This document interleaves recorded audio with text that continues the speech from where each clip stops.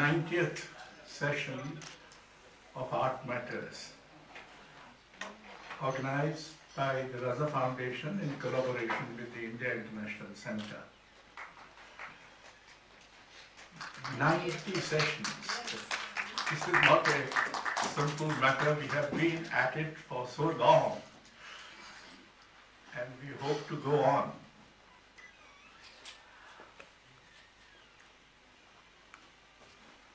Although we are not farmers in the professional sense of the term, there are barbed wires and all kinds of impediments.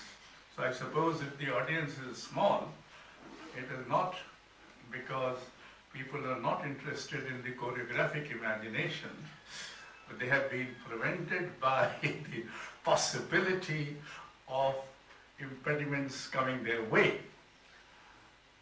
So welcome all of you, a select audience, more select than we would have imagined.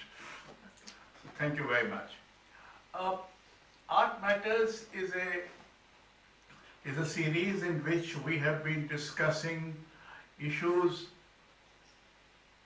drawn from culture, democracy, languages, literature, music, theatre, visual arts, etc.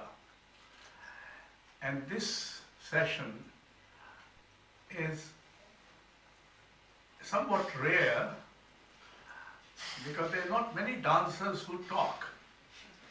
I mean, they talk between themselves, hopefully, but who can publicly talk about their art. Or they need a certain ambiance, perhaps, which we are not able to provide.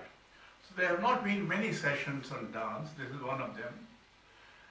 And the idea came to my mind recently when I happened to see two performances, two pieces of new choreography, one by Aranyani Bhargav and the other by Rachana, Yadav. And I thought there's something happening which deserves to be noticed and maybe critically analyzed.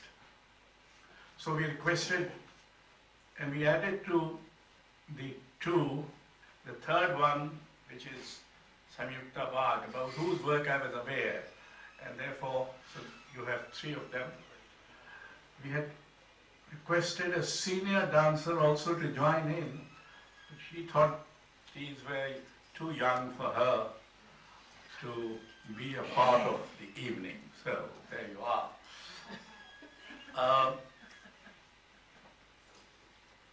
Rachana Yadav is a professional Kathak dancer who has founded a Rachana Yadav Kathak studio in Gurgaon, and it has a performing repertory as well as a training wing with some more than 50 students.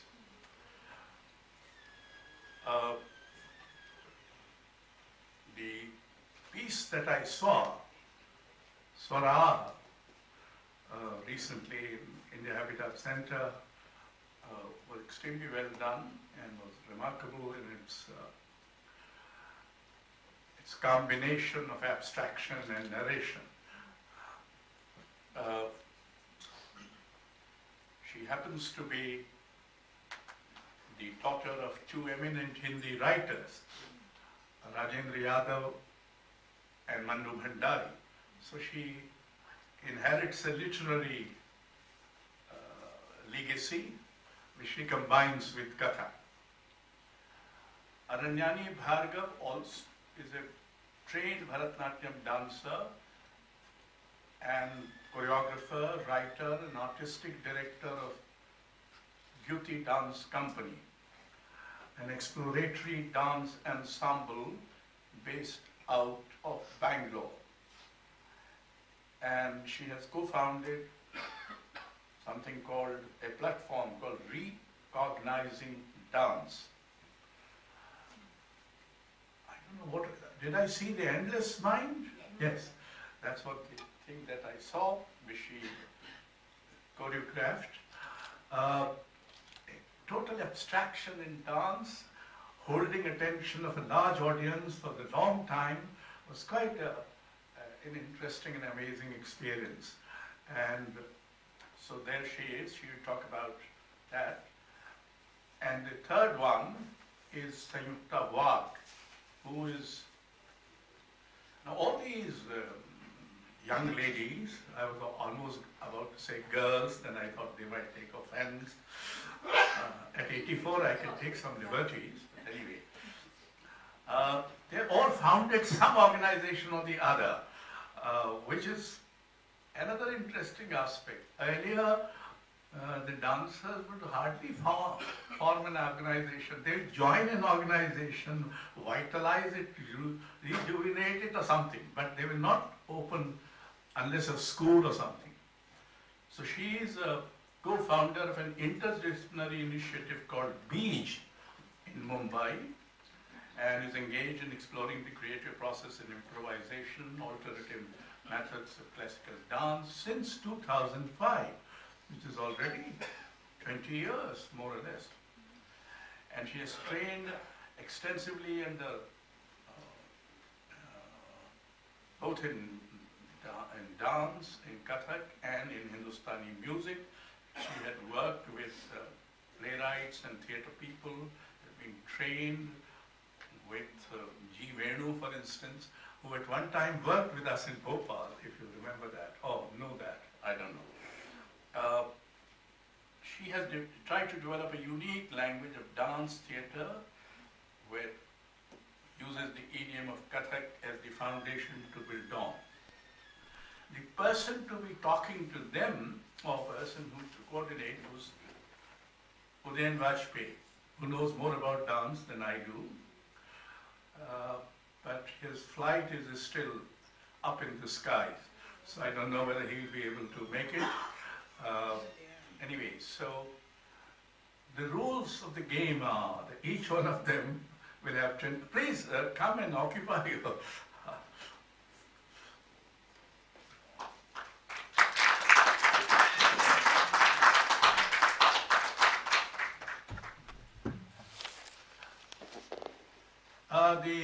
Each one of them will take about 20 minutes in which to talk about, is there, I mean the question is, the classical traditions in India did not talk separately about choreography. It was part of their usual activity. So you have a lot of abstraction, a lot of narration, a lot of interaction between the two, one being escalated into the other, one intertwining with others. So there are all kinds of permutations, combinations. But choreography as a separate attempt at creating something new, something which was not yet part of the traditional repertoire. So in a sense, choreography adds to the classical repertoire by exploring possibilities that may not have been explored before, or at least have not become so dominant or so noticeable in the classical repertoire itself. I am reminded, my wife, who was also on the way, tells me she was one of the first disciples of Birju Maharaj. And at the age of 17 or 18, Birju Maharaj was brought from Sangeet Bharati where he was teaching, and he wanted to leave and go back to Lucknow. But Nirmala Joshi and people who were in charge of Bharati Kala Kendra wanted him to stay. So he was brought to Bharati Kala Kendra for creating new choreographies.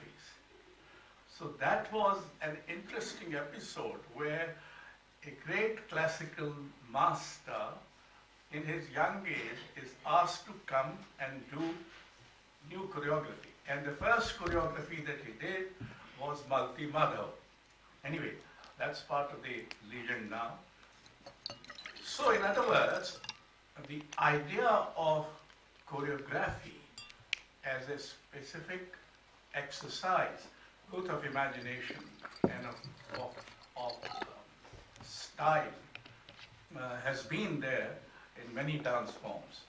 So we shall start, and may I request first, because there are two Kathak dances, I don't know how to keep them here or there, you keep them apart, so let Bharatanatyam intervene. So we start with Sanjukta.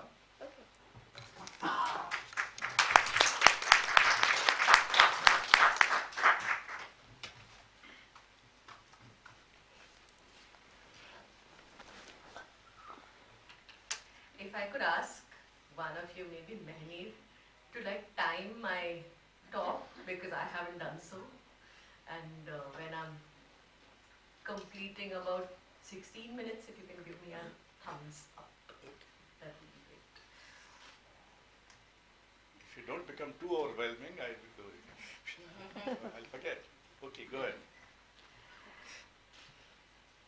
It feels lovely to be here. Thank you so much. The task that Ashokji gave us and gave me to dive into my choreographic imagination turned out to be a nightmare. And at times it left me gasping for breath. I literally was unable to pen down my thoughts till about half an hour ago, which is why I'm utterly unprepared and terrified. Many of the forms and approaches that I worked with earlier, and I haven't intensively been working for the last 2-3 years because of several injuries and fragmentations, seemed irrelevant now. Like life seems quite new. And I feel the next chapter of my practice is beginning. So I stand here as a vulnerable observer of my own art and of my lovely colleagues here whose work I love. I stand on the edge and bring you my questions as a choreographer today. A lot has changed post-COVID in how I look at my own work, how I make work, and I like to think, I'm not really sure, but I like to think that my gaze has softened and become a little more expansive and compassionate. In fact, my very purpose is to look at my own art and that of others with a compassionate gaze. Something that I have been very, very inspired by Venu Ashan, G. Venu, because when we trained with him, he just looked at us with such a compassionate and such an expansive gaze. Which is not to say that the gaze is non-critical.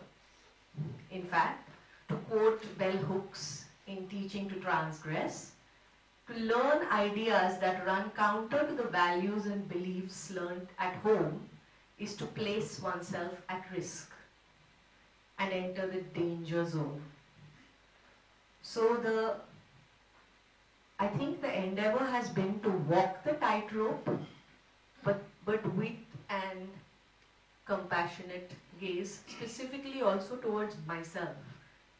A kinder gaze, because I think we are all quite self-flagellating as dancers when we look at our own works. So the idea has been to look for a compassionate gaze within. By staying with writers like bell hooks that teach you to gently prod and practice Navte Johar's Bap's method of asana, Sankhya philosophy, and Vijnana Bhairava meditations, where we explored Antakarna in all its complex possibilities and the body as a prime site of sukh, sukoon, and compassion for all. And especially for the benefit of opening up the mind and watching thoughts and emotions go in their constant oppositional pulls and pushes have been part of my recent practice. And it's been quite a roller coaster ride. I must confess I haven't really choreographed a full-length work in the last 4 years, but I feel fertile now, like something is waiting to sprout. And my initiative is called Beej. So the seeds have been sown, and I actually want to discover with you through this talk where I go. I'm going to start with introducing myself, the artist, with a limerick, which I wrote during COVID. So we had this was a silly game. I used to write limericks about friends and close family. Sanjukta, daydreamer and deviser, is a chronic improviser. But beyond the facade of artist and bard is a custom-made limerick provider. So I think the idea is also not to take yourself too seriously and make work that is silly and play and dabble. And I engaged, I think this idea of the limerick also fascinates me because I come from a world of chand. I come from a world of Kathak where we play with rhythms, we khilli udao, we pull each other's legs. It's a very tongue-in-cheek kind of a conversational dance, which actually doesn't run after perfection as much as play. So I've really enjoyed being in that zone. So I would like to celebrate Kathak as a multi-dimensional, syncretic, secular, assimilative, multilingual form. And so then the possibilities of working with this form become immense. I remember actually 20 years ago, in 2004, I came to IIC for the first time for a colloquium, which was a large-scale colloquium, and I think that's where Salman Rushdie was there, or I'm sure you were there, Orhan Pamuk, there was a delegation of 50 students from Pakistan, students from all over India, Kapila Vatsyayan,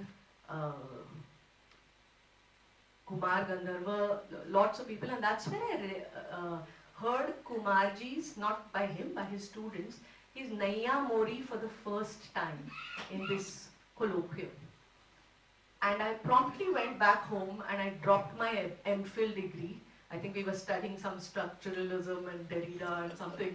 I said, "Nahi bhai, I want to dabble into form. I want to make work and I want to be moved like I was moved that day."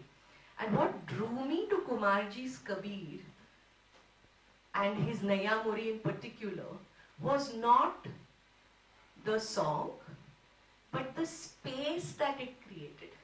वो जो माहौल बन गया, and where it took me. It took me to a space that was in between, where I could again see myself with a more expansive gaze.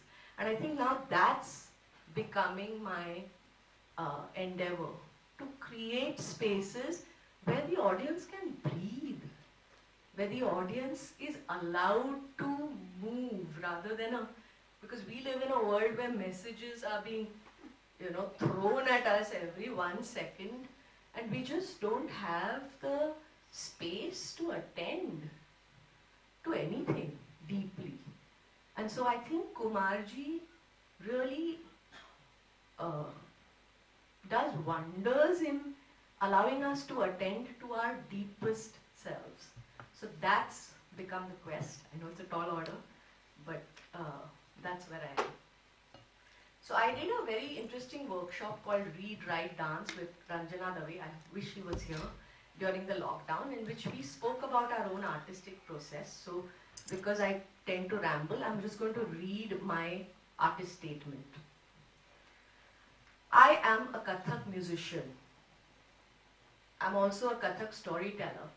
I am an actor, dancer. I weave rhythms, melodies and words.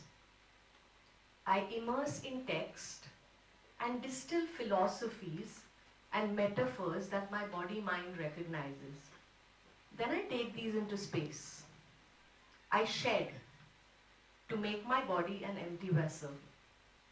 And I consecrate my inner and outer space with words and vibrations that draw from sources and combinations of sources, including Ntozake Shange.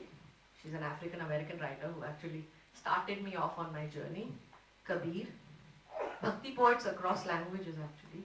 Grotowski, Kishori Amonkar, Tagore, Joy Harjo, Rudolf Laban, Kumar Gandharva, Bismillah Khan, Alaknanda Samarth, Arundhati Subramaniam, G. Venu, Bell Hooks, Navdev Johar, Amir Khusro, Mahashweta Devi, T.S. Eliot, and these were the seminal ones. I've thrown a lot of others away. And allow the form to reveal itself in sound, shape, or a combination of both. Once I find a structure, I let go and play. And then I undo this embodiment of philosophy and form and rewind, unwind, realign, and fine-tune the structures to find it all over again. So my search is to find the point zero and the essence of something rather than the thing itself. I enjoy working with poems that are alive, musical forms that across genres that resonate in my consciousness, myth and history in its fertile possibilities. I can explore time cycles tirelessly, finding new rhythms. I can excavate states of being via abhinaya, gatnikas, thought, rasabhava explorations. I practice presence and create spaces that allow expansion. My ideal is to work with only live music, if I can, and I create and co-create structures where fellow musicians and artists from across genres, so I've worked with Carnatic musicians and jazz guitarists, can enter this imaginary subtle world, and then we can collectively go on to create new worlds and find new paths. This has led to many collaborations, cherished friendships, and collective journeys. So coming back to my starting point, which was Kabir. So the idea of Nirgun has been a huge player in my consciousness, because I used to get really bored by the endless Krishna Radha depictions in Kathak, and the idea of performing a perfectly choreographed piece with precision over and over and over again bored me. It didn't do anything to stir me. So then I was like, what is Nirgun? The idea of writing a Nirguni poem itself is a paradox, because Nirgun is something which does not have qualities. Then composing that poem and singing it is a double paradox, and dancing it even more so. So Kumarji had famously said, Kabir ghumru nahi pehante. So I've taken him on, और मैंने पहनाया घुंघरू कबीर को, and I decided to throw away even the text and to start with inhabiting the present moment. And from that inhabiting of the present moment, my work with improvisation began, where we began to create structures in which me and my fellow collaborator musicians would improvise to give an experience of the poem and not depict the poem. For example, there was a poem called Ye Tanthat Tambure Ka. So what we did was the tambura is a straight line and a curved line in space. So we worked with the idea of a straight line followed by a curved line. Makran Deshpande was my collaborator for this. The name of the work was Bhitar Bahar. And we first began with, he's going to break the rag and I'm going to break the Kathak form. Because I'm going to, otherwise we'll get into habit. So we did a lot of experiments in which he used to continuously break the rag and I used to break form. This was in our living rooms before we took it to an audience. And then we realized we were getting utterly boring and repetitive. So then we created a structure and a 7-beat cycle arose. Just sadho, sadho, sadho, sadho, sadho, sadho. Sadho, sadho, sadho, sadho, sadho, sadho. Sadho, sadho. So just that pause kind of calls people in, and we started working with these pauses in musically as well as in dance. And so Bhitar Bahar was the first work in which the beginning of the work was 5 minutes. Beginning of the work was in Nrita. The middle part of the work was more, I used to go into contemporary, and the last part of the work was purely Baith Ke Bhav, which is Abhinaya.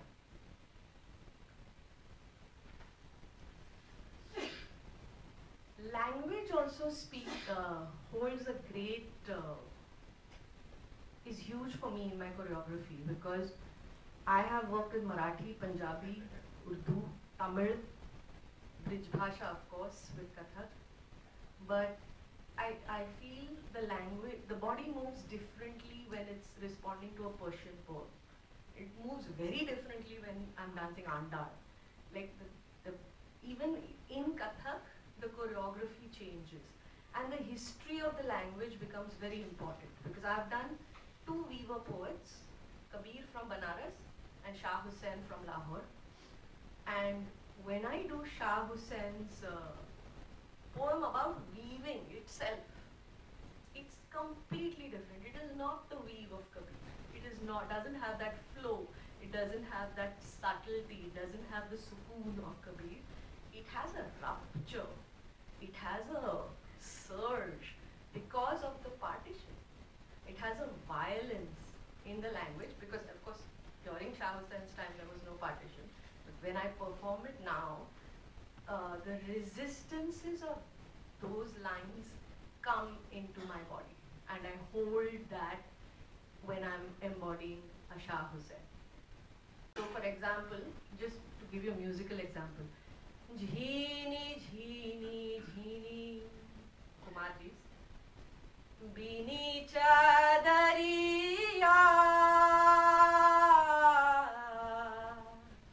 Jheeni Jheeni, and Hussain, Ghoom Ghoom Ghoom Charakhada, Ghoom Ghoom Ghoom Charakhada, Teri Kattan Wali Jeeve Naliya, Vattan Wali Jeeve, Ghoom Ghoom Ghoom Charakhada, Ghoom Ghoom Ghoom Charakhada. So the treatment, the force, the sthai bhava of both completely change. The last thing I want to talk about is Abhinaya. And I am immensely drawn to the world of Abhinaya, because and this idea of the audience being a saharidaya, the audience, like your heart and the audience heart, connecting and feeling an emotion or opening a very subtle emotion together. So I found Abhinaya through an African American poet called Ntozake Shange when I was doing my MA in literature. I didn't go to a dance school, so I don't have a BA or MA in dance, but I was just immersed in dance for 20 years. But I did this very exciting course in SNDT University, where the name of her poem is For Colored Girls Who've Considered Suicide When the Rainbow is Enough. And she has one character called the Lady in Red, who wears orange butterflies and aqua sequins ensconced between slight bosoms. That's how it starts.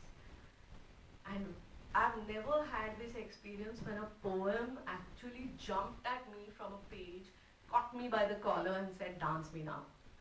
And I barged into my HOD's office and said, I'm not writing an assignment on this. I'm going to dance an assignment on this. And so our whole class actually ended up doing the whole poem. But I placed this passion flower of Southwest Los Angeles in Banaras, and I danced her in Kathak. And she was poison. She was sensuous. She was beautiful. And she was everything that we were not allowed to be in our Ashtanayikas when we used to represent them.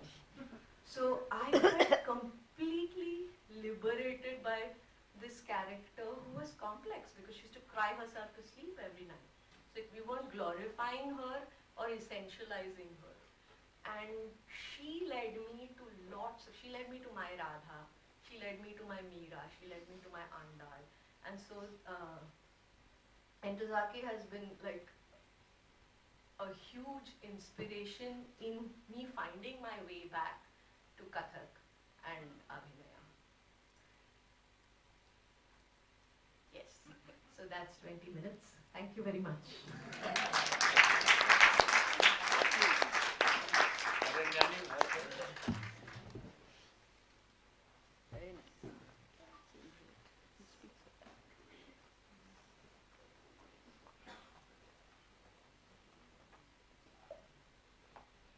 Thank you for inviting me to talk today, Mr. Vajpeyi. And thanks so much, Sanjukta, for starting off this conversation. Just hearing you speak, a lot of things that were coming to my mind when I was also, like you, quite terrified to speak about. I know the directive was to speak about our journeys, our choreographic imagination.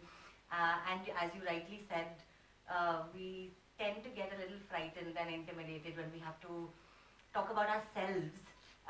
But I thought that I would begin by, a conversation like this cannot be anything but slightly autobiographical, so I will try to not be apologetic about it. I thought about when I started to dance. I was just 5 years old, and I was a very happy dancer.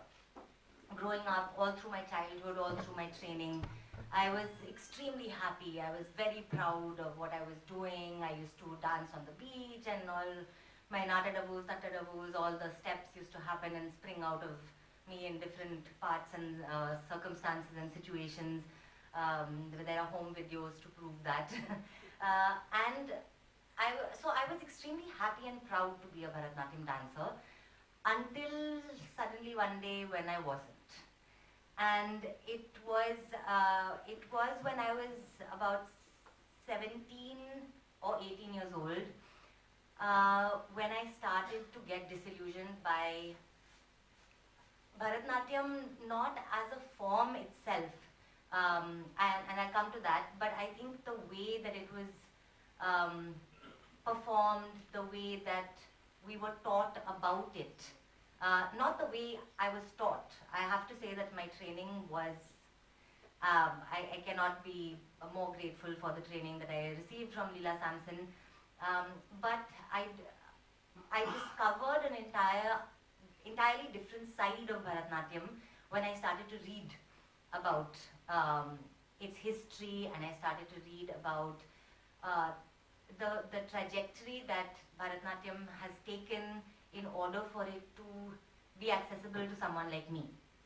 And it led to a lot of guilt, it led to a lot of disillusionment, it led to a lot of sort of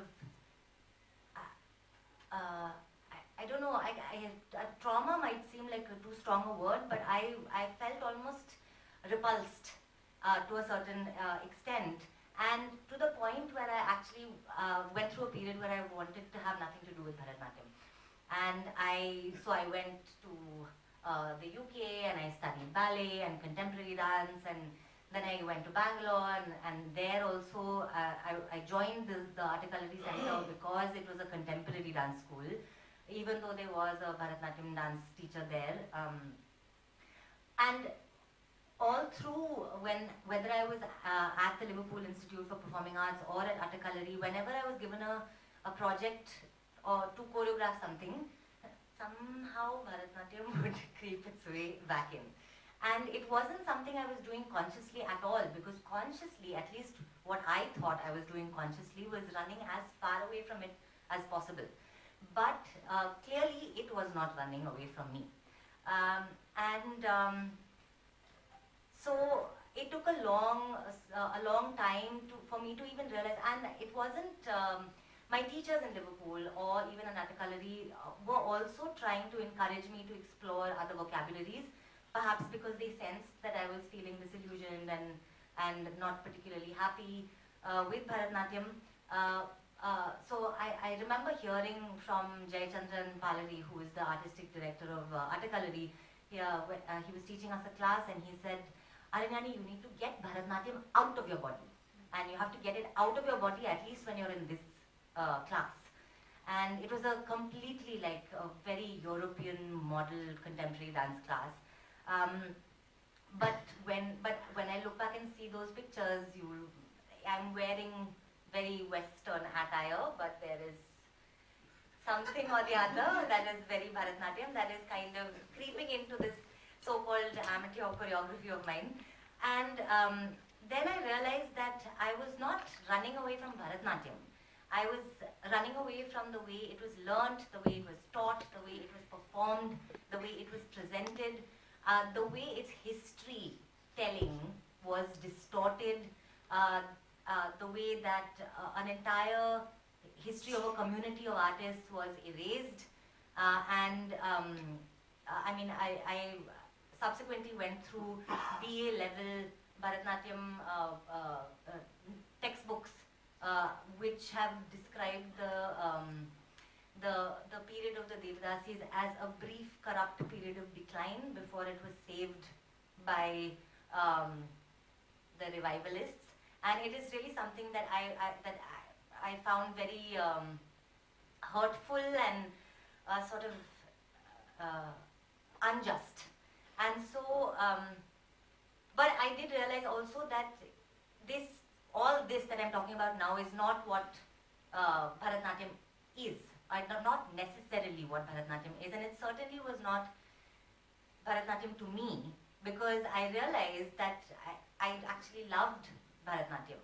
Despite the fact that I was trying to run away from it, it was not the form I was running away from at all. I loved it with every atom of my being. And that's why I couldn't, even though I tried to do other things and I tried to completely remove myself from Bharatanatyam, I couldn't do it. So then when I embraced this reality, that it's not Bharatanatyam that I'm trying to run from, it's something else, then I started to, then it really opened doors for me, because then I realized that I could find alternative ways of engaging with Bharatanatyam. So whether it was academic or whether it was, starting to choreograph material of my own. Like you said, Sanjukta, it was after a point watching the same narratives of Radha and Krishna and in the Bharatanatyam repertoire there's quite a lot of Shiva as well. It started to be something that was boring for me to watch. And and again, what you said about just this perfectly choreographed thing that is performed with such precision, but something is lacking there. There's something, and I couldn't pinpoint what it was, but I did know that it wasn't something that was for me. And so I think that is where the idea of Yuti came in. Of course, I also, in the interim period, I did write a master's thesis on Bharatanatyam and trace the history of Bharatanatyam. And of course, I had those field experiments at the Liverpool Institute and in Atakalari, which nobody encouraged, but somehow I felt like it was the path that I wanted to go on. And so this is where I started to think of alternative ways of presenting it, and therefore Vyuti came to be. And I think that the seeds of Vyuti, the beej of Vyuti, actually was sown when I was in Liverpool and when I was in Atakalari, because when I look back on those notes, I can see stick figure drawings of me, of like dancers intertwining at the arm, and it's written there, intertwined alaripu and all of that. So of course those seeds were there, but I didn't have the courage, or I didn't have the resources, or perhaps a combination of both, that I didn't actually come to create Vyuti until as late as 2014, even though Atakalari and my thesis and all that happened sometime between 2006 and 2010. And so I began to re-examine the Bharatanatyam Margam, because I love the Bharatanatyam Margam. I think it is a beautifully designed structure, and in terms of how, as an audience member, the way you can watch a Bharatanatyam performance from start to finish, I think there's an intrinsic logic in it. The fact that it starts with an Alaripu, it ends with a Tilana. It's peppered with Abhinaya pieces in between. So I started off with an exploration of the Alaripu, which I still believe is one of the most challenging pieces in the Bharatanatyam repertoire. It's the shortest piece, but it is the first piece that you begin with in a traditional repertoire, and I really do feel it's one of my most beloved and most challenging pieces. But I also wanted to explore the idea of group work in Bharatanatyam, because I did feel, I was exposed, of course, through contemporary dance. I was exposed to group work through my experience with Spanda Dance Company for many years. I was exposed to group work. But what I really wanted to explore within group work was this idea of very real, tangible interaction between the dancers, because I do feel like when you're sharing the stage with someone, and I'm sure you'll agree, the stage is a very, very vulnerable space. So when you share that space, you're with someone, it's a very intimate thing to share that space with someone, and when you're exposing yourself in such a vulnerable manner to very often complete strangers sitting in the audience. And I often felt when I used to watch group work that it was a lot of, and of course this is way back when I first started thinking about all this, that group work was a lot of geometric patterns. It was very beautiful to look at, but very often to me it seemed like it was a very perfectly, beautifully executed solos happening in unison on stage, which is what made it a group. But where was the interaction between the dancers? Where was the touch between the dancers? Where was the eye contact between the dancers? Where was, even in dance dramas, in traditional Bharatanatyam, you're not supposed to actually touch the face of somebody that you're talking to. You're not supposed to look at them in the eye. You're supposed to look just past them. You're trained to do that, to look past the partner that you're having this Bharatanatyam dialogue with. And so a kiss is not really a kiss. A hand holding is not really a hand holding. When you caress someone's cheek, you're not really caressing. You're just falling short of it. And so I wanted to bring that element of real touch and real eye contact and real interaction with dancers on the stage. And for me, one of the ways in which to do that became a physical intertwining of bodies, and actually making eye contact with each other. One of the pieces actually draws, one dancer draws the other dancer onto the stage just through eye contact and just walking backwards, and just the eye contact is meant to draw the other dancer in. So that's how I started off with the idea of group work. To make it more intimate, I'm just going to show a short clip of the Alaripu. Just to give you, I had thought I'd show many clips, but then I also realized that I would like to share more verbally than through the videos. So I think I'll show you the first experiment that I did with Yuti in 2014, and then I'll show you some clips of the final one that Ashokji saw and Manjariji saw, and many of you have also seen. So here it is. Aranyani, I think get some highlights.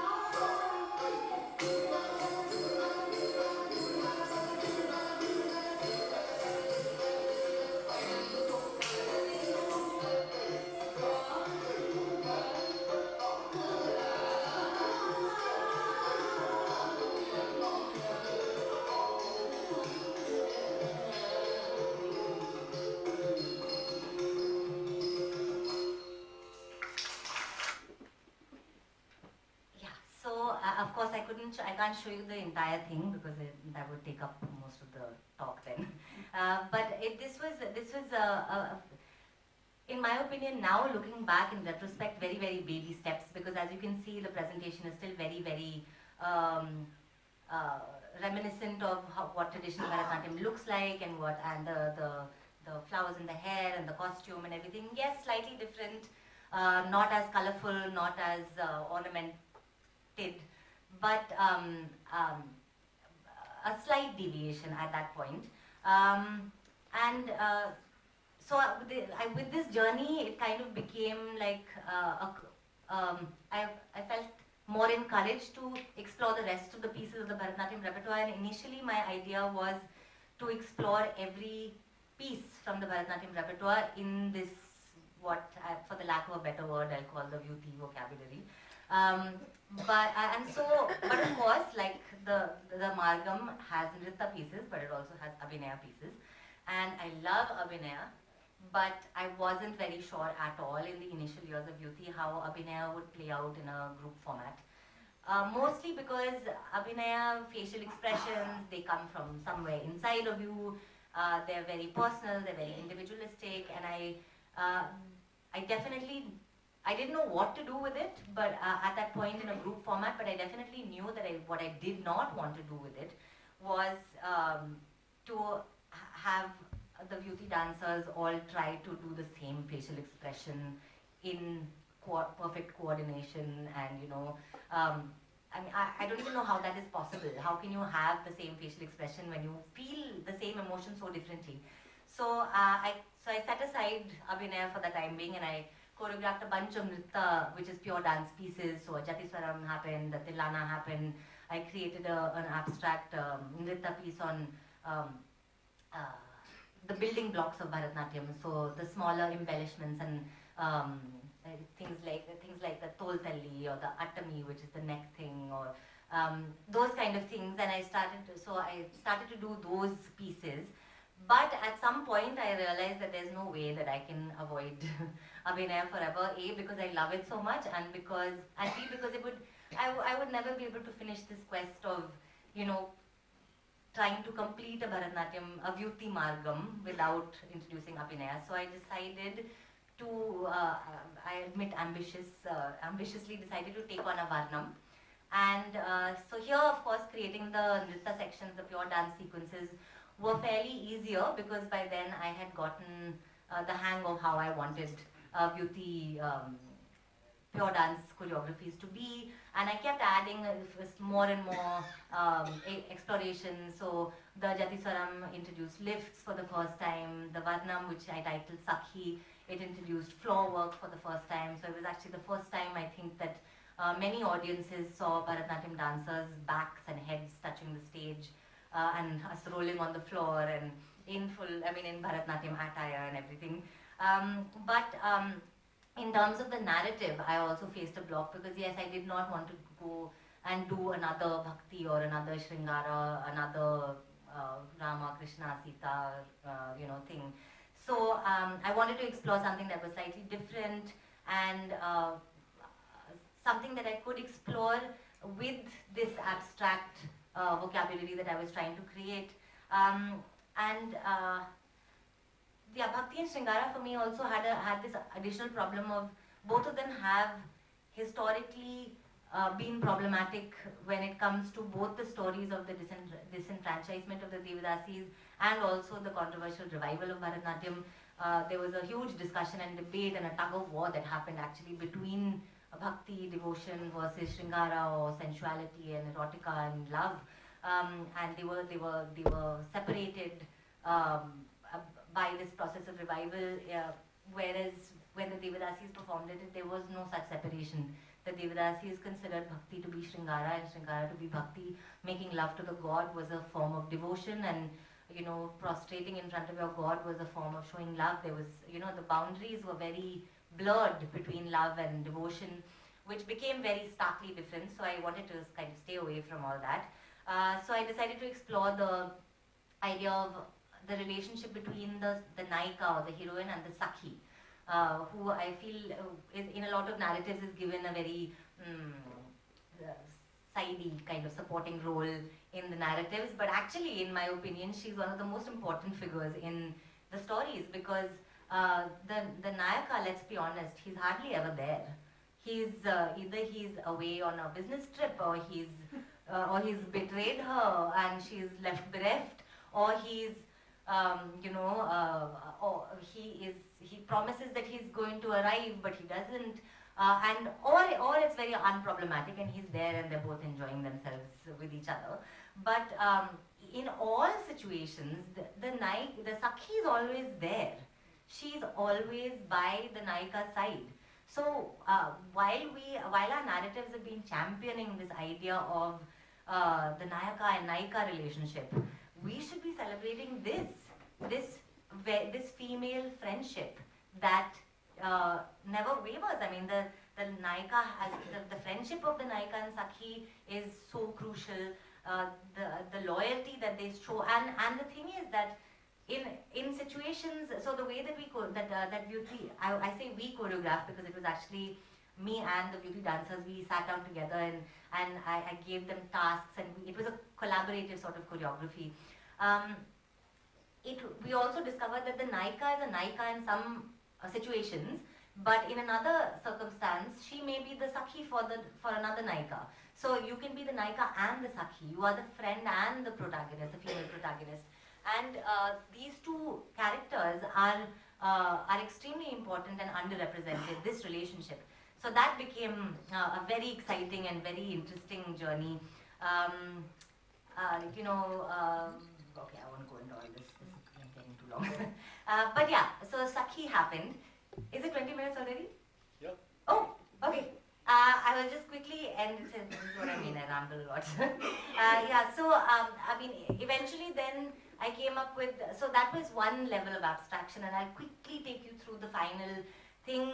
When the pandemic happened, that's what led me to going deeper and deeper into abstraction, because I think it put us in a situation where we were forced to look inwardly, and we were also forced to be in a pretty isolated situation. And this poem, The Endless Mind, had been, it's an Annamacharya poem, it had been bouncing back and forth in my brain for many, many years. And I finally was able to go very, very deep into abstraction and create this piece, which I had hoped to show you, but I ended up talking too much. Sure. Should I? No, I think you've seen it. No. I'll maybe during the discussion. Yeah. Okay, thank you. Rachana, Yeah.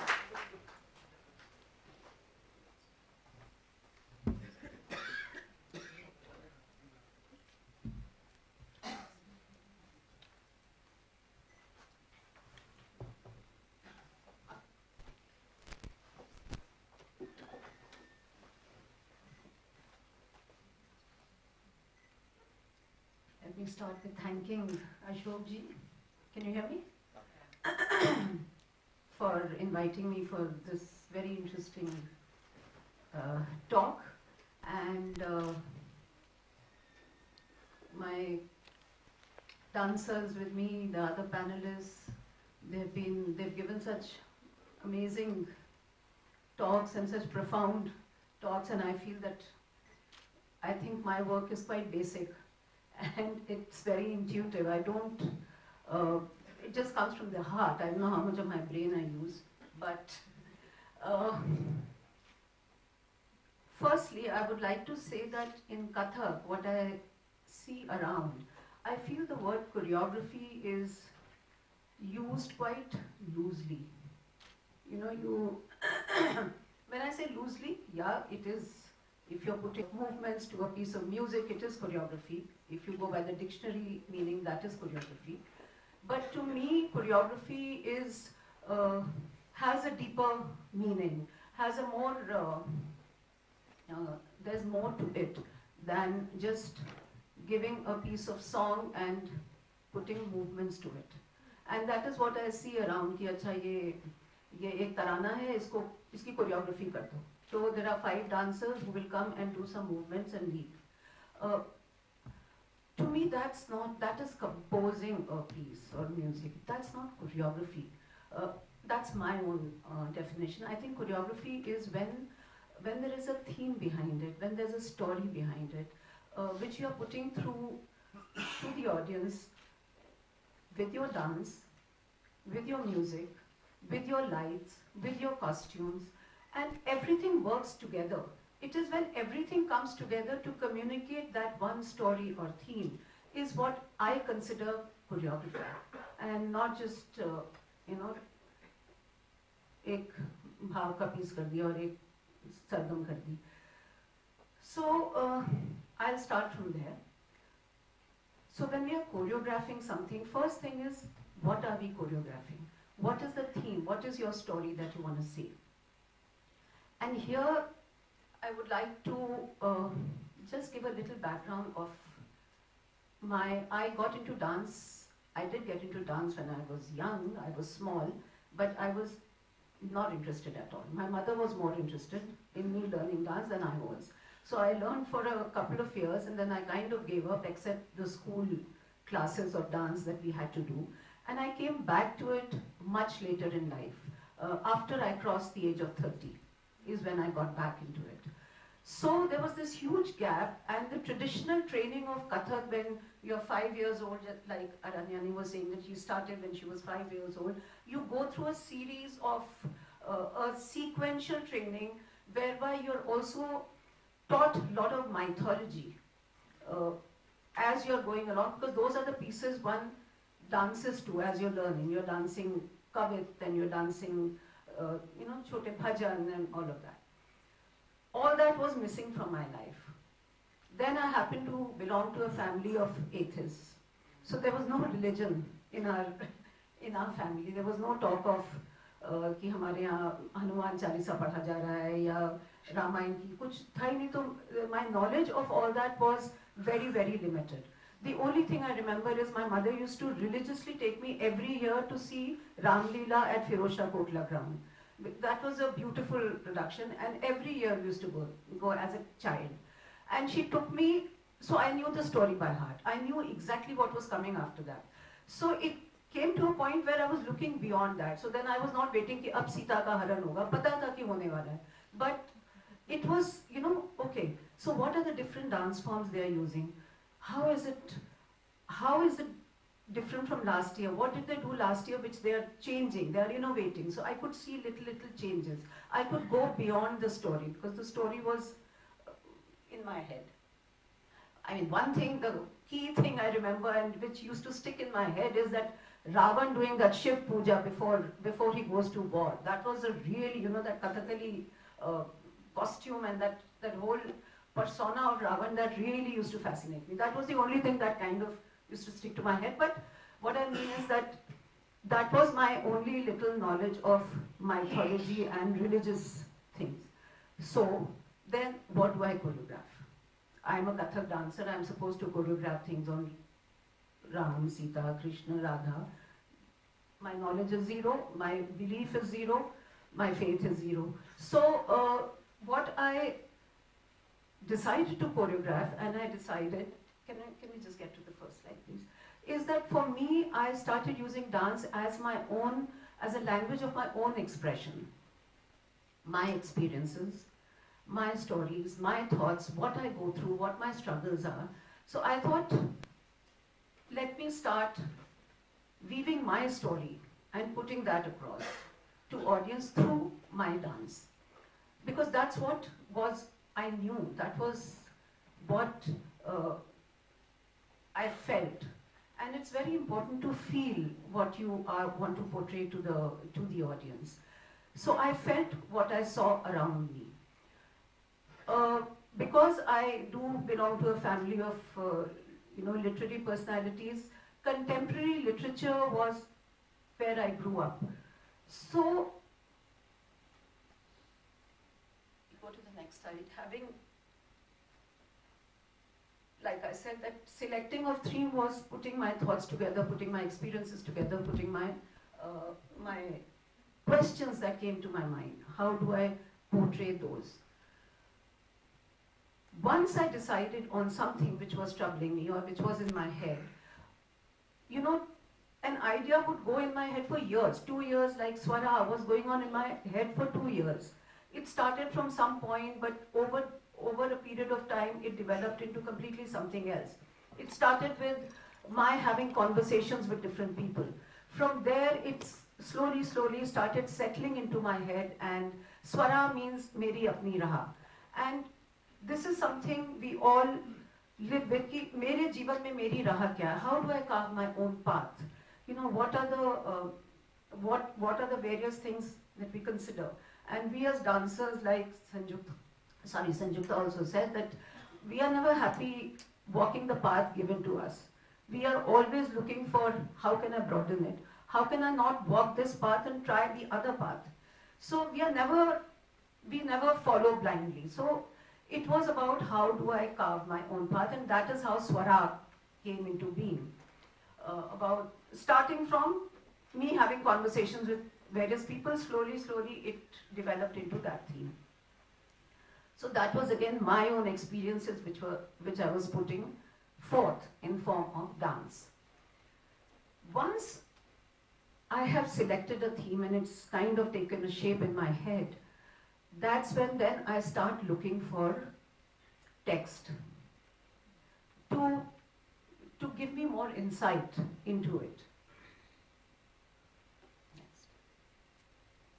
Yeah, I talk to people about it. I talk to my teachers, my gurus, I talk to my family, my friends, bounce off ideas, and look for text. Text which kind of, whether it's poetry or prose, I start reading, and those then further formulate my thoughts. So there are times that I don't find the right kind of text which will help me convey my theme. So that is a bit of a challenge which I'll come to later, that what happens when I don't find the right kind of text. So I do take text, I do take poetry which I feel may work, may not work, but somewhere it is there. The poetry also has to trigger off visuals in my mind. See, I'm a bit of a visual person. I see frames, I see dance in front of me, and when I'm choreographing, I see visuals, and then I try and use those visuals to communicate my theme. And there are times when it doesn't really happen, and that's when I cheat a little. I do change the theme a little. If I'm really taken in by a visual, I would, ki nahi, mujhe to ye karna hai. Now how do I tailor my theme a little? I don't know whether it's the right thing to do or no, but I do it once in a while. So that is my second step of looking for text, looking for poetry, talking to people, and then formulating. Having done that, then the theme is there, there is some text, the context is there, some context is there, a story starts forming, a sequence starts forming in my head. We go to the next slide. Is when I start putting my choreography into a broad flow. Okay, this will happen, this will flow into that will flow into that, and I then start making, like in theatre we call it acts. And I don't like to break my choreography, so normally there's seamless choreography, so one act has to flow into another act. So all those, logistical problem, ki acha costume change hoga, so how will that happen? How will this one section of music overlap with the other? So all those detailing starts happening. And that's when the whole, a broad flow comes in my head. That's the time I start working with my dancers. That's the time I start calling my dancers. But before that, the music, which is again a very important thing, is, these are just points so that I don't go all over the place. Music. Now music is, I don't have much knowledge of music. I'm not a trained musician. Like Sanjukta is a beautiful singer and she has such amazing knowledge of music. I don't. So I go by my gut. I go by my gut. If I hear something which I think I like, and I feel that this I could use for my dance, I go with that. For Swara, I chose Sushmit Sen, who's not a Kathak musician or has not composed for Kathak. The reason I did that was because Swara was again about my path in my life. And my life has not been a very, very traditional life. It's been a mix like all our lives. We have certain westernized influence, we try and stick to traditions, and I felt his music was giving me both. It is not very traditional, it is more towards Western because he uses a lot of Western instruments. At the same time, there is some rooting in tradition. So that's why I decided to take his music. So I just choose a music composer or what kind of music I would like for my theme or my choreography, just with my gut. Whatever music I feel is going to communicate or help or support my theme to go across to the audience is what I choose. Light design, costumes, all this works together. See, choreography is actually, I'm saying it in a sequence way for, for the convenience or so that I talk on a track. It's not so sequential because from day one, 100 things are going parallelly and simultaneously in my mind. So when I'm coming up with an idea, I'm also along with that thinking of music. I'm thinking, okay, if I do this, what kind of costumes it will be? Okay, if lighting, what kind of lighting? So it all goes on simultaneously. The mind is working at different levels. But when I'm there starting the choreography, then somewhere I have to sequence it out for my own convenience. Now lighting is something I want to talk about is that we have not given very much importance in the past to lighting. And I remember my old Guruji used to say, "Arey tum log to itni, ye light, wo light, hum to ek halogen mein pura dance karte the." Par aaj sab hai available. It is there, and you are on a proscenium stage. So but it took time for dancers to understand the importance of lighting. Lighting always came as a last thing. Now choreography is ready, everything is ready. Acha, call the light designer. We want, 2 profiles here. We want power cans here. No, light plays a very important part in your choreography. And so I try and work with, again, I don't understand the technicalities of light. So I do keep in touch with my light designer. Okay, if I do this, do you think it's possible? If I do this, do you think it's possible? There's one big problem with designing very technical lights is that then we can't perform it anywhere, in India at least. Because the technical availability of equipment is in very, very few halls. So one has to keep that in mind when you are working on your choreography, that if I depend so much on light, that agar ye light nahi hogi to meri choreography incomplete si reh jayegi. What happens if I'm called in one small town to perform? Either I say I am not going to perform, or then there has to be a way whereby I can still communicate it. So one has to tread that tight rope that, okay, how much of light I use and how much I don't, and if I don't have, do I have an alternative? So, there are all these kind of jugaads that one has to keep doing and keep it in mind. Same with the costumes. The costumes, again, it keeps going on in my mind, and if I'm going somewhere where the choreography is happening, where I suddenly see something, I pick up the fabric. So it all kind of works hand in hand, although, there are, yes, stages when you are actively thinking about a particular thing more than you would think at another stage. So this is broadly how I work on my choreography. Now, while working on this, the other thing we were told is that what kind of challenges do you face? I do face challenges, although the entire process is challenging, every step is challenging, but there are 2 major areas where I felt, really I felt stuck at various points, and I didn't know how to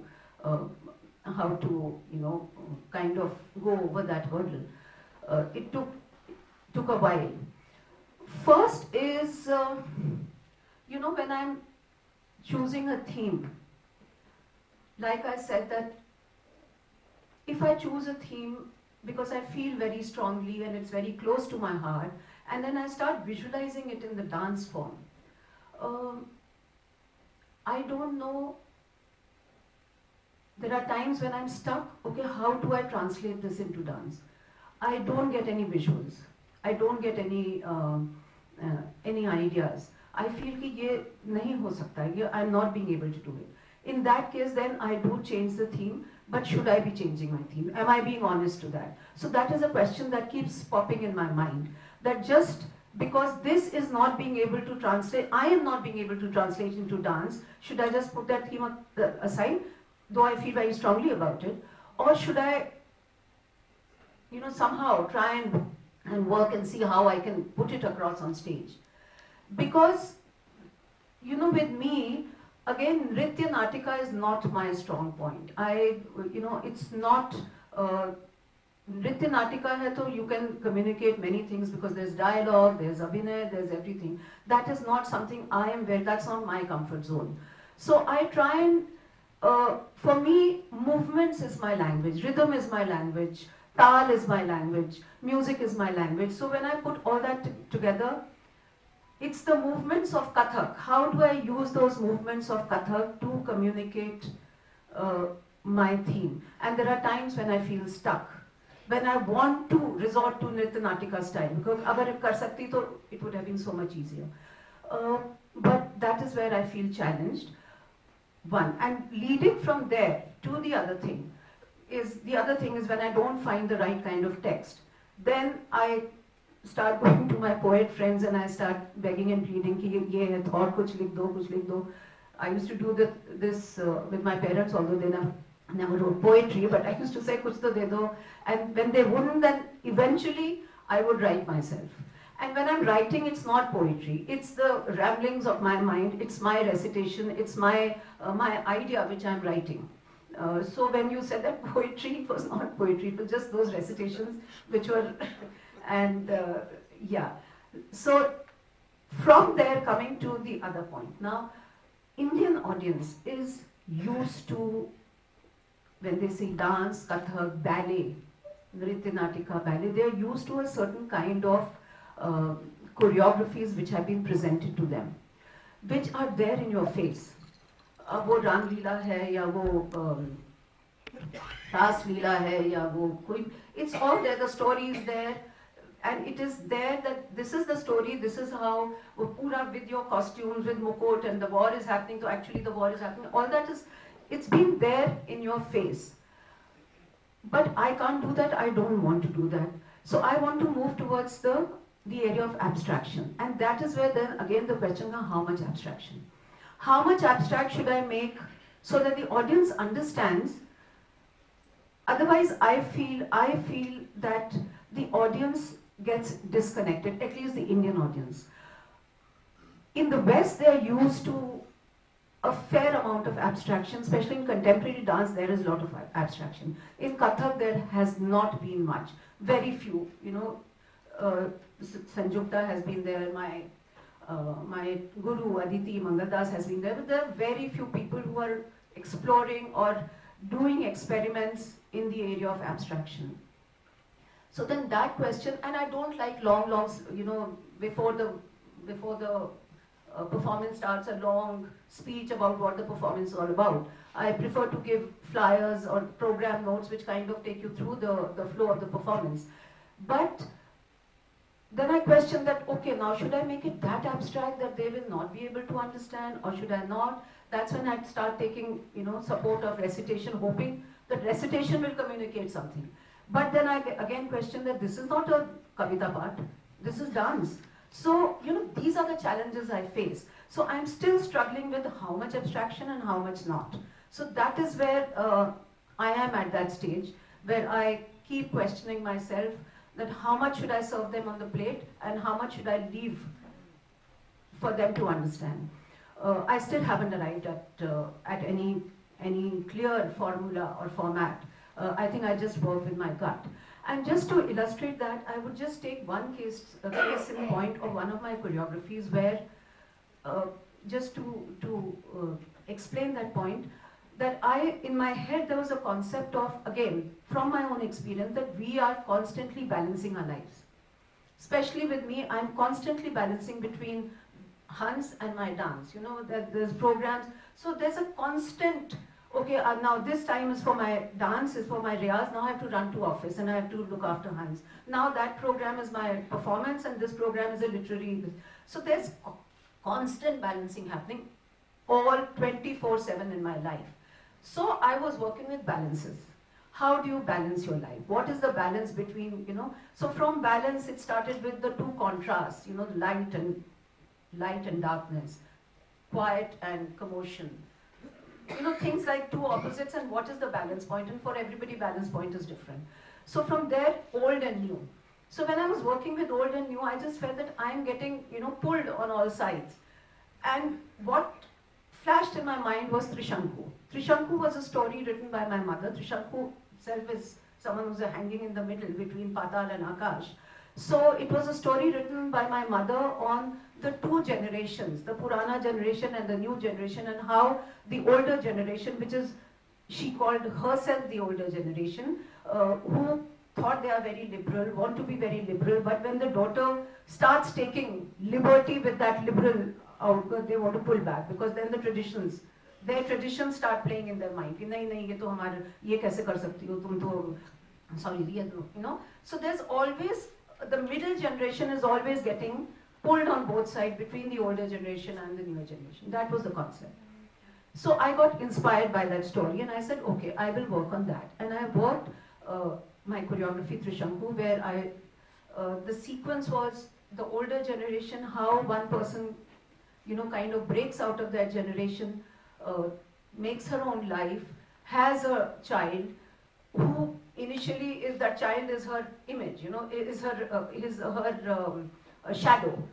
Everything has happened together till that child starts getting her own identity and moving away, and that's when she says, Are, you know, it wants to pull her back. When she goes into the younger and the more open lifestyle. That was, and the piece ends with this one me being like, you know, oscillating between the two gen. That's where, so that was the flow. Now how do I show older generation, and how do I show that I can't say, nahi tum mat jao, kaise ja sakti ho? I didn't want to do that. So how do I show that older generation, which is जो परंपराओं से बंधी हुई है, जो एकदम, you know, सब लोग एक ही तरह से काम करते हैं, सब एक ही ढर्रे में काम करते हैं. They don't like people breaking out. It's all very organized. The image that came into my mind is, if you remember, we used to play ये धागे से हाथ में, we used to make patterns. You see, so those patterns were, I felt that we kept changing the patterns, but the dhagas were there, and it wasn't coming out, and the patterns उसी में उलझे रहते थे हम लोग. So I wanted to show that. Again, gut music, I said I want to use Dhrupad. I want to use Dhrupad. Why? I don't know. It just, my gut said that that is the music that will go with what I want to show. I want to show a short clip of the, where I showed the older generation, where everybody is constantly holding hands. Means आप बंधे हुए हैं, परंपराओं में बंधे हुए हैं. The first clip.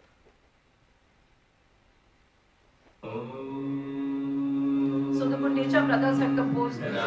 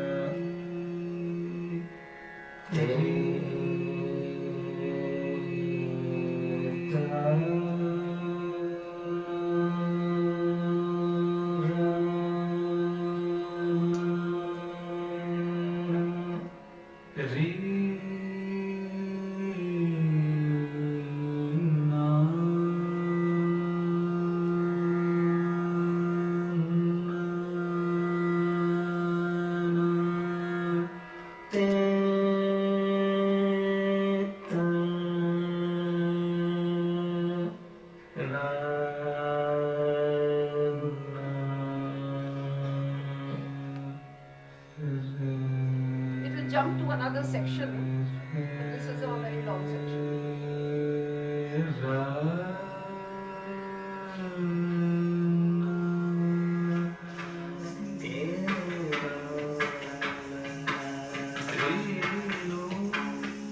So if you see, they're just, like entangled within each other. There's no...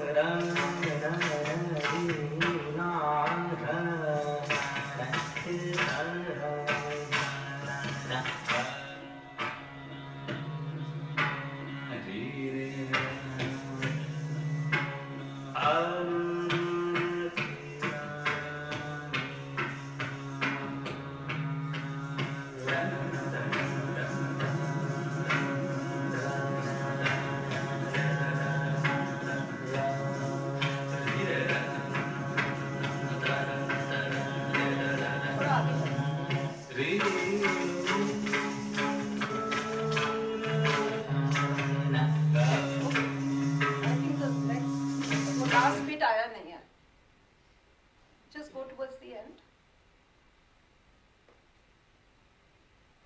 थोड़ा सा पहले, थोड़ा सा पहले, थोड़ा और पहले. Just play this out.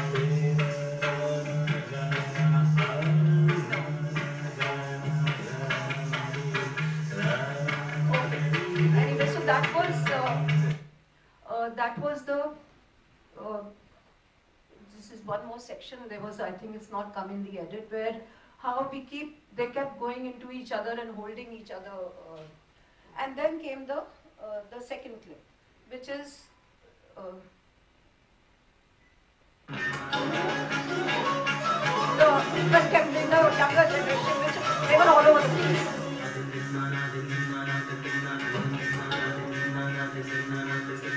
They were in colorful costumes and they were in all of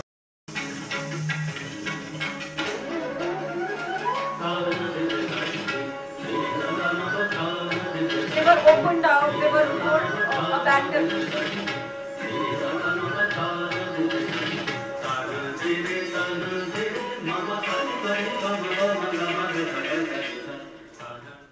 So that was then the last part, which is the third part, which is the end, just to give you an idea. पतंग सी उड़ो तुम ऊंचाइयों पर, दिखाई तो ये राह थी, पर डोर मेरे हाथ रहे, शायद ये मेरी चाहत थी.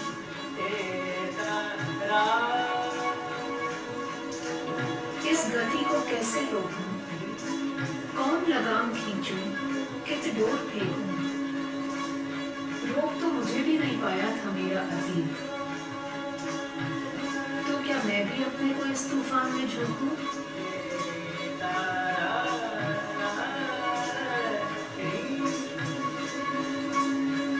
इस गति को कैसे रोकूं, कौन लगाम खींचूं, कित डोर फेंकूं, क्यों ढूंढूं मैं उसी का कोई टहलता. शायद मैंने परंपरा के कुछ अंश संजोए थे, या मेरी स्वतंत्रता तुम्हारी परंपरा है.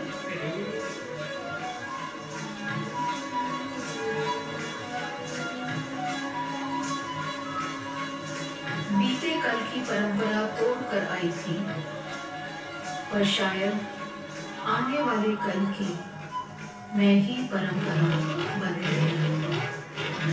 मैं ही परंपरा बन गई.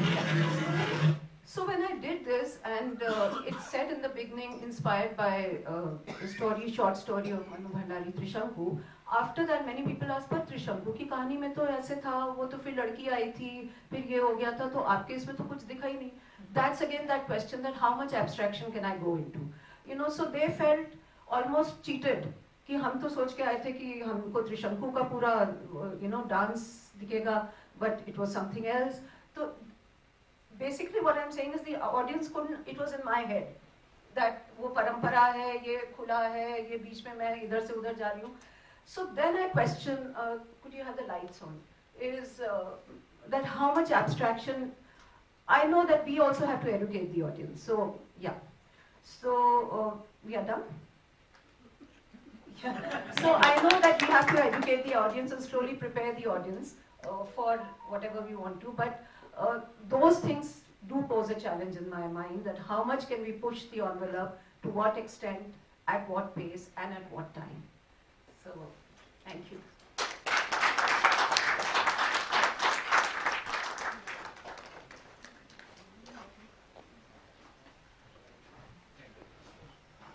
Well, friends, we have some time for questions, hopefully some answers. Yes, please. I would love to see Wait, the clip. wait for a I would minute. love to see the No, clip. please wait. We'll give you the mic. Oh, I can speak loudly. No, because we are recording everything. Yeah.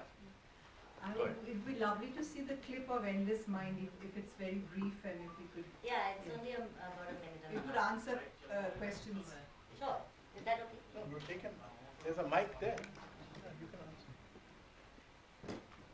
I need some technical help. You want to show something? Adil, you have to go. Adil?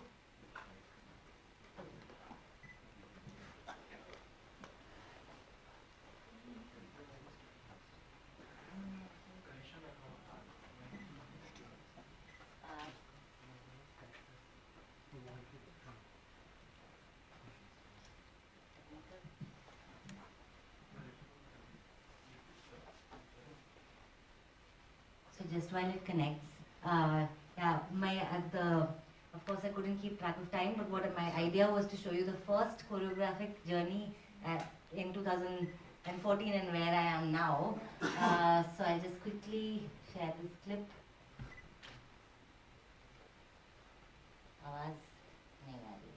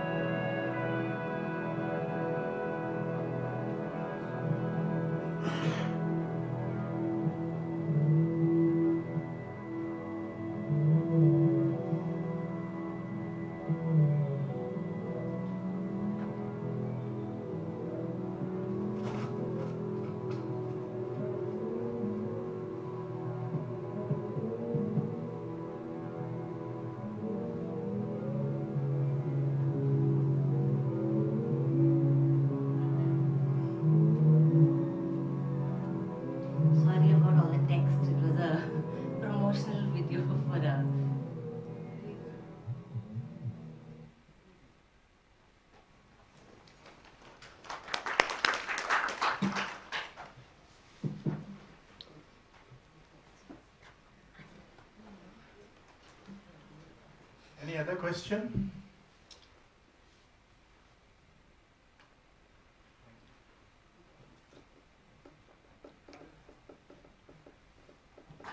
पहले तो बहुत बधाई देनी है। आप सब लोग ने बहुत मौलिकता से अपनी अपनी बात कही।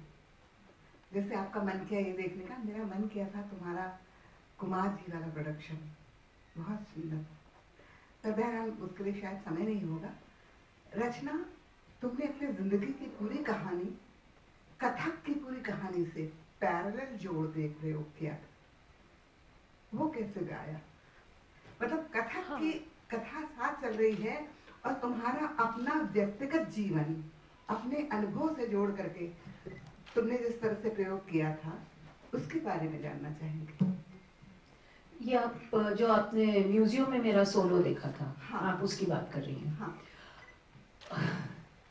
हाँ, क्योंकि मुझे वो बिल्कुल एब्स्ट्रैक्ट भी था और बिल्कुल पारंपरिक भी था और समानांतर कहीं भी कोई व्यवधान नहीं था। जी, असल में मुझे एक अचानक म्यूजियम से था कि मुझे एक सोलो करना है एंड उस समय I was not in a frame of mind और I didn't feel like doing one of my solo choreographies, क्योंकि उसके लिए फिर वही बहुत लाइट्स और ये और वो सब चाहिए। तो मुझे लगा कि मैं पारंपरिक जो कथक की परंपरा होती है, आप पढ़त करते हैं और आप नाच नृत्य करते हैं, मैं वही करती हूँ, क्योंकि वो सीमित साधनों में वो कर पाऊंगी। But I just find it very boring. अच्छा, अब आप एक आमद देखिए, ता थे वो, यू नो, वो नहीं था। तो I said now what do I do, because I don't like to do that. So then I said कि ओके, इस प्रोडक्शन को एक्चुअली मैं उस पर थोड़ा और काम कर रही हूँ, उसको थोड़ा सा और फाइन ट्यून करके I am trying to make it a longer thing. बिल्कुल ऐसे ही बैठे बैठे एक दिन ख्याल आया कि मैं क्यों ना ये कि आमद क्या है, मेरे लिए आमद क्या है, मेरे लिए ठाट क्या है, मैं उसको कैसे देखती हूँ, मुझे ठाट क्या कहानी कहती है, आमद क्या कहा। तो उस तरह से वो मेरे दिमाग में बैठे बैठे आइडिया आया और मैंने आधे घंटे में शायद बैठ के एक रफ सा जो भी मेरे दिमाग में आ रहा था लिख लिया और फिर उसको करके मैं नीचे अपने स्टूडियो में प्रैक्टिस रियाज के लिए मतलब करने गई और जैसे जैसे मैं कर रही थी वो अपने आप डेवलप होता जा रहा था।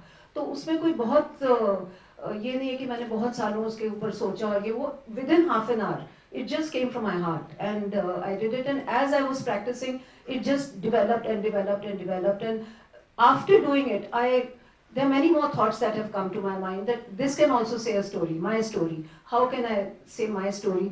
So हाँ, थोड़ा सा ये self centered रहता है, but my choreography is about me and my story in different ways. बहुत बड़ा सहयोग तुम्हारे साथी संगीतज्ञों का भी था, जो अकम्पनीमेंट था वो बहुत परफेक्ट था।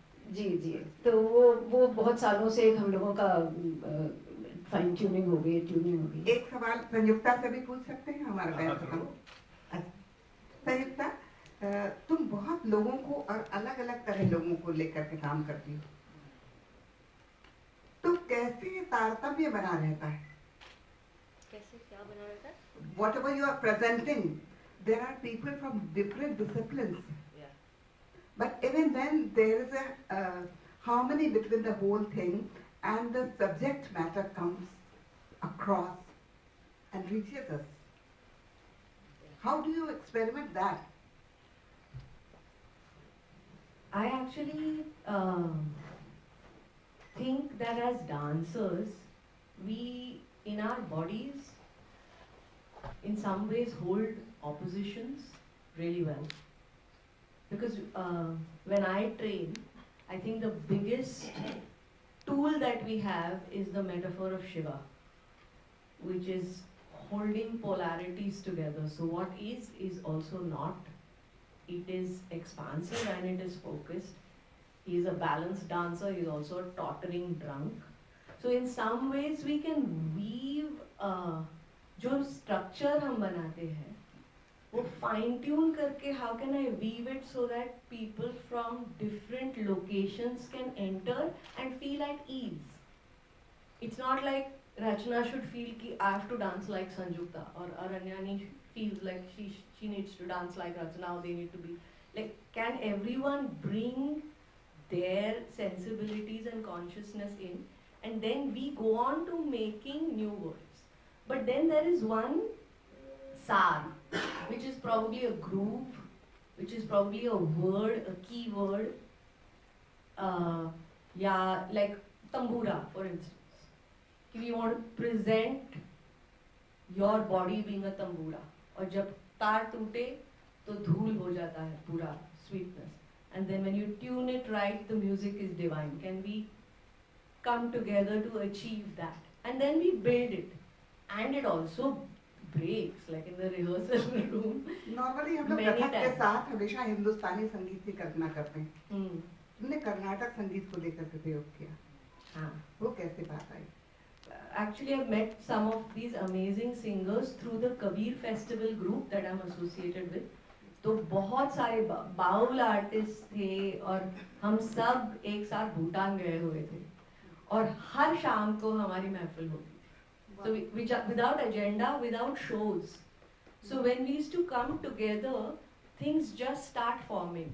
What happens is now sometimes we become so restricted and limited because of our resources that we cannot imagine, but actually we can, I think the sky is the limit. You know, when we can work with diverse people, it brings out different things in our क्या बात? choreography. असली उपज यही हुई. धन्यवाद. Thank you. Anybody else? Yes, yes, yes, sure. इधर, अच्छा उधर, आप लीजिए, वहाँ दे दीजिए.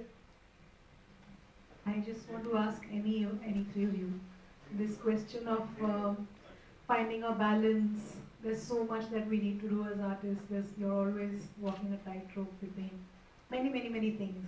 What do you? I'm just interested as an artist myself. How do you, in the moments when nothing is working, where what you're trying to say is not coming, or those low periods of creativity and so on and so forth? What do you say to yourself? How long does it take for you to rise from that? Any one of you can answer. I'm currently in that state. So no, because there's this idea which is in my mind and it forms and then it doesn't form and it keeps blurring. So every time that happens, I tell myself it will happen the day it will happen. Let me not labor over it, because I've often seen when I labor over it, it just becomes worse. You know, I just get even more entangled in some kind of a confusion, so I go and party. No, really, but that's the only way to, you know, just let it be. It's okay, it will happen, one day it will happen, and if it doesn't happen, it was not meant to happen. Then one needs to think afresh. Yeah. Actually, I'd like to add to that, and Yeah, exactly the same thing. It happened with the Endless Mind actually. It's been sitting in my head since 2008, and many failed experiments in where I thought that it was working, but it was not feeling right, and then I shelved it and then went to something else and then came back to it and then went.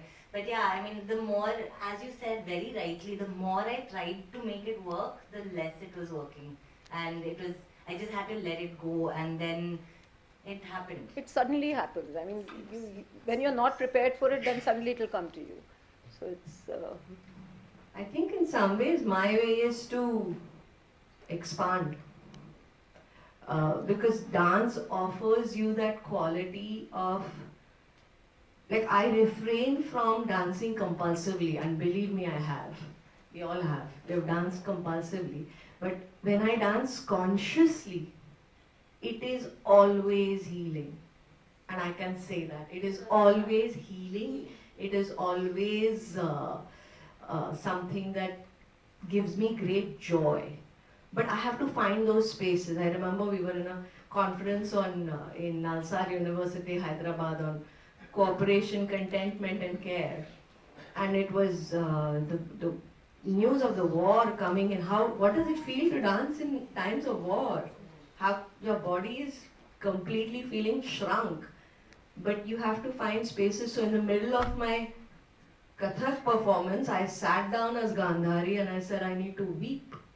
And I did a vilap from Gandhari where she just weeps, and I sang and danced. It was in the Gandhari costume, but I just needed to release that during the performance. So we have spaces where we can bring our grief to the stage. We can process it because the art allows for that. The art can have your grief and your joy and your confusion and your in-between spaces if you expand. So I think, and we need to tread together, holding hands. It's not a solo journey at all. It's a very collective journey. Thank you. The last one. I don't have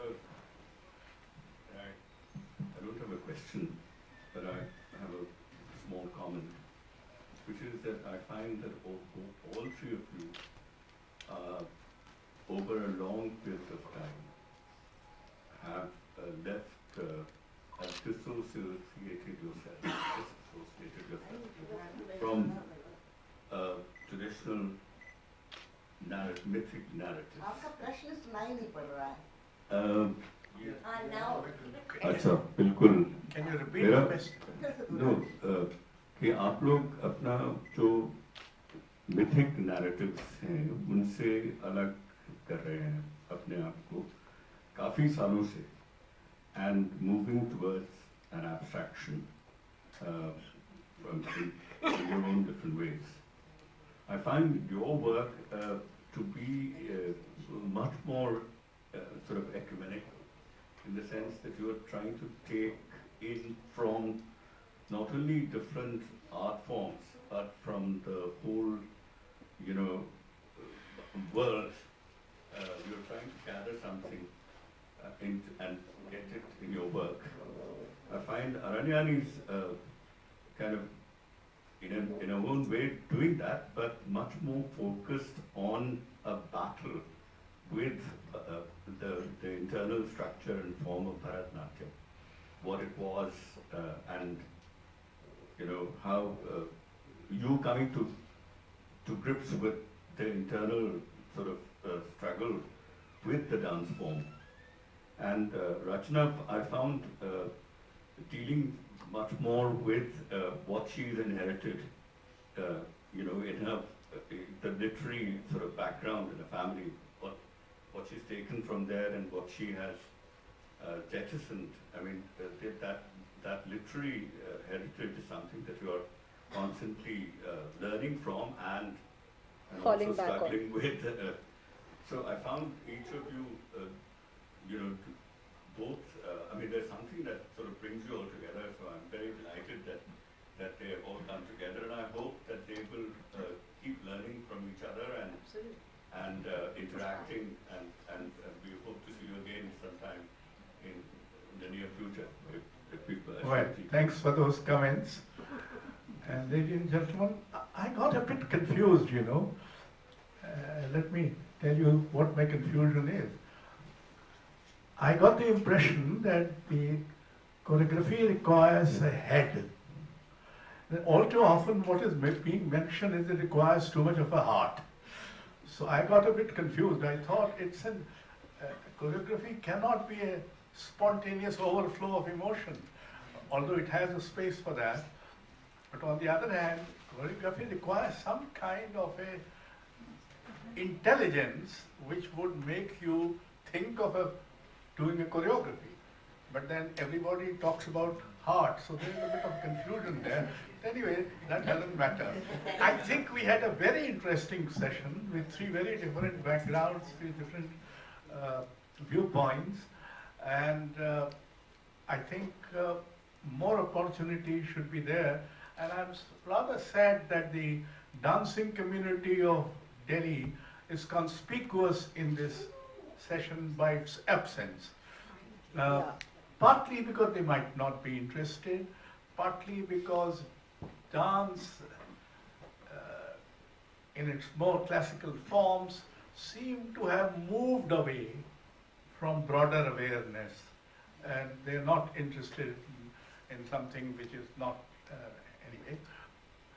So, thank you very much for being there with us and to talk about your own experiences in such graphic manners. Well, before we close, Raza Foundation does things in a week which no other institution does. Today we have these dancers talking. Day after, we open at Triveni at 12:30 in the afternoon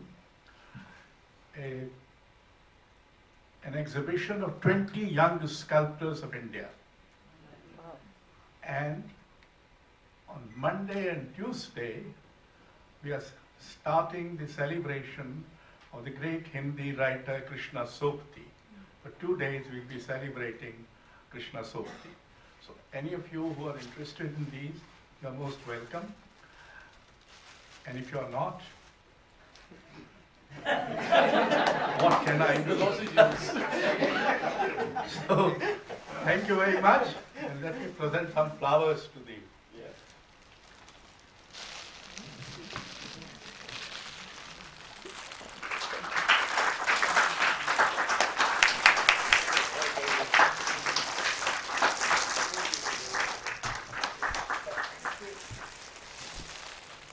And now we can go. Where would you like to go?